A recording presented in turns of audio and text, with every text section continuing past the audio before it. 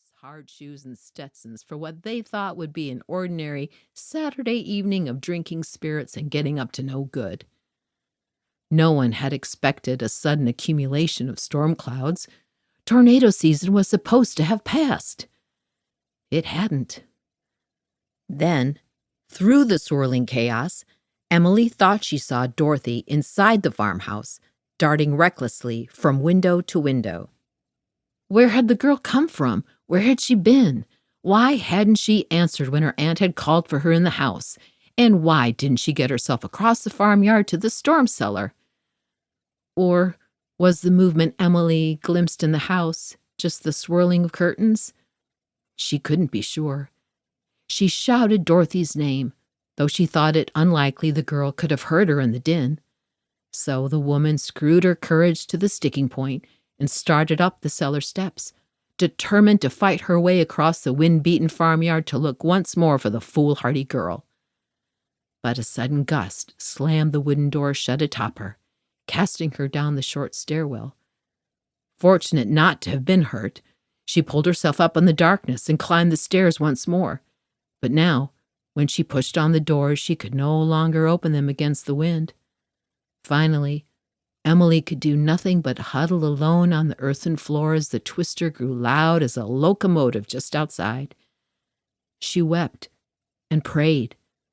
Then the thing grew louder yet. No mere train anymore. Armageddon, she said to us in the days after the twister and before the seizure that would strip her of speech. That's what it sounded like. Fire and brimstone and wild raging beasts for which there are no known names. And the sound was not the worst of it.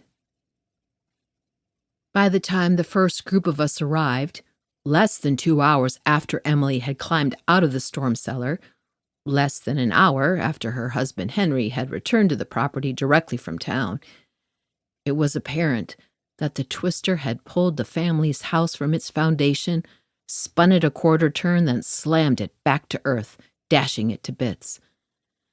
We'd seen structures destroyed by twisters before. This is, after all, Tornado Alley. But the Gale house looked different, almost as if it had been dropped from a great height, the debris gathered in a single giant pile rather than scattered across the fields.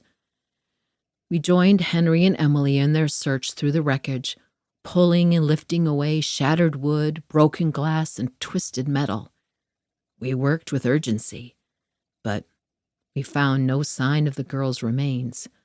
Not a hair from her head, a scrap of her gingham dress, nor a drop of blood. There's no sense denying that we all grew up on tales of folks pulled bodily into the funnel of a twister, higher, higher, higher, only to be delivered back to earth many miles away, dropped onto a haystack without even a scratch, miraculously alive. Having long since left such childish yarns behind, we knew that the reality of being pulled up into the funnel of a tornado was akin to standing in an open field between the massed artillery of Meade and Lee at Gettysburg and enduring multiple well-aimed blasts of their cannons.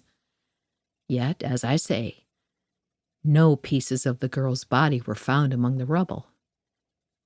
Occupied as we were with our own damage and tribulations, we still maintained hope that 11-year-old Dorothy might have run out of the farmhouse in the seconds between the storm cellar doors slamming shut on her aunt and the arrival of the pulverizing funnel.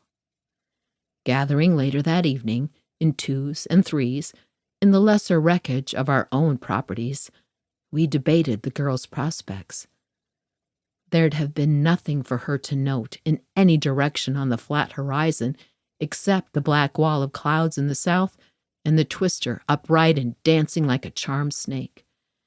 So it was not implausible that she might have run across her family's sorghum patch in the direction of the corn crib, which was untouched by the twister, and continued on toward the small grove of box elder trees that grew wild near the watering hole a half-mile away.